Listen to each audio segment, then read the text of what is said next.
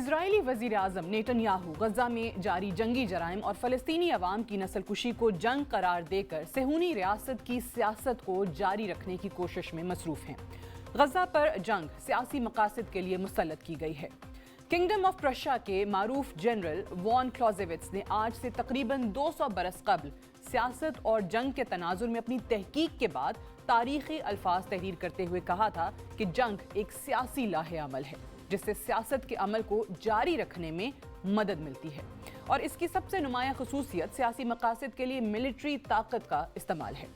Ukraine की जंग को अगर देखा जाए तो इस जंग का वाहिद मकसद नेटो के असर रसूख के दायरा कार को बढ़ाना था, जो कि मगरिब के सियासी मकासद की तकमील के लिए इंतहाई अहम था। इसी तरह 7 अक्टूबर के हमास के हमलों के बाद इजरायली रद्दअमल जंगी जराइम से बढ़ता हुआ एथनिक क्लेंजिंग और नस्लकुशी तक पहुंच चुका है और इसके भी बहुत नुमाया सियासी मकासद हैं। पहला सियासी मकसद हमास और फ़लस्तीनी आबादी को एक लंबे अरसे तक मफलूज करना और दूसरा एथनिक क्लेंजिंग के जरिए ग्रेटर इजराइल की तकमील की तरफ आगे बढ़ना है। ग्रेटर इजराइल की तकमील के लिए ज़रूरी है कि फ़लस्तीन की तकसीम ना हो सके और इजराइल मुकम्मल इलाके को अपने कंट्रोल में रख सके, जिसका कंट्रोल 1967 की जंग के बाद हासिल किया गया था। आज नेतन्याहू की जंग का सबसे नुमाया मकसद मुकम्मल इलाके पर अपने कंट्रोल को कायम रखना है।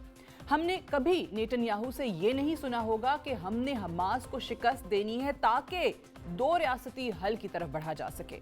यही वजह है कि आज से कुछ दिन पहले जब अमरीकी सेक्रेटरी खारजा एंटनी ब्लिंकन ने कहा कि जंग के इख्तिताम पर फ़लस्तीनी अथॉरिटी गजा का कंट्रोल संभालेगी, मगर इजरायली वज़ीर आज़म का रद्दअमल था नहीं, इजरायली अफवाज गजा का कंट्रोल संभालेंगी।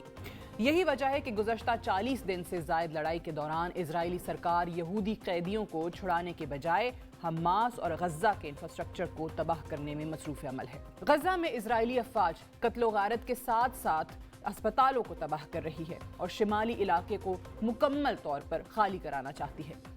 इजरायली तरीक़ाकार से अमन किसी सूरत मुमकिन नहीं है, अलबत्ता जंग का फैलाव मुमकिन हो सकता है जो कंट्रोल से बाहर होगा। बुनियादी तौर पर नेतन्याहू और उसकी काबीना फ़लस्तीन के किसी भी सियासी हल की तरफ नहीं जाना चाहती, लेकिन अमेरिका में व्हाइट हाउस का मानना है कि जैसा कि सेक्रेटरी खारजा एंटनी ब्लिंकन कह चुके हैं कि गजा का कंट्रोल फ़लस्तीनी अथॉरिटी के सपोर्ट किया जाएगा। इसी तरह गुज़श्ता हफ्ते अमरीकी नेशनल सिक्योरिटी एडवाइज़र जेक सलिवन भी वाज़े कर चुके हैं कि जंग के इख्तिताम पर फ़लस्तीन के इलाके को कम नहीं किया जाएगा, कंट्रोल फ़लस्तीनी अथॉरिटी के सपोर्ट किया जाएगा और कोई ज़बरदस्ती बेदखली नहीं होगी। जंग के इख्तिताम की सूरत में नेतन्याहू किसी भी अमरीकी पेशकश से राज़ी नज़र नहीं आ रहे और अगर अमरीका में संजीदगी पाई जाए तो अमरीका इन ऑप्शंस को लेकर अक़वाम मुत्तहिदा की सिक्योरिटी काउंसिल में जा सकता है। अमरीका अगर फ़लस्तीन की मौजूदा सूरत हाल को अक़वाम मुत्तहिदा की सिक्योरिटी काउंसिल से मुतफ़िक़ा वोट, जो कि 15 मेंबरान हैं, उनसे मंजूर करवा ले, जिसके बाद गजा और वेस्ट बैंक का कंट्रोल फ़लस्तीनी अथॉरिटी को दिया जाता है, इलाके को असलहे से पाक किया जाता है, जिसमें अरब ममालिक भी शामिल हो जाते हैं, तो जंगबंदी की फौरी सूरत मुमकिन हो सकती है।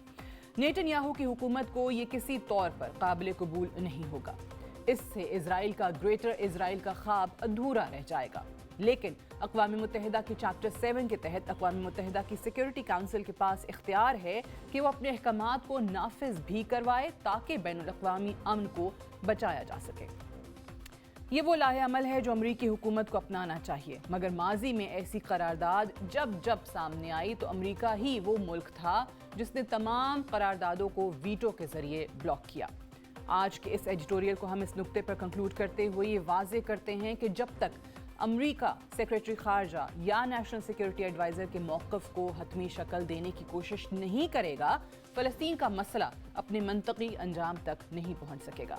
और अगर अमरीका इजराइल पर दबाव बढ़ाने की कोशिश करता है तो इजराइल के ग्रेटर इजराइल प्लान की राह में रुकावट खड़ी हो जाएगी।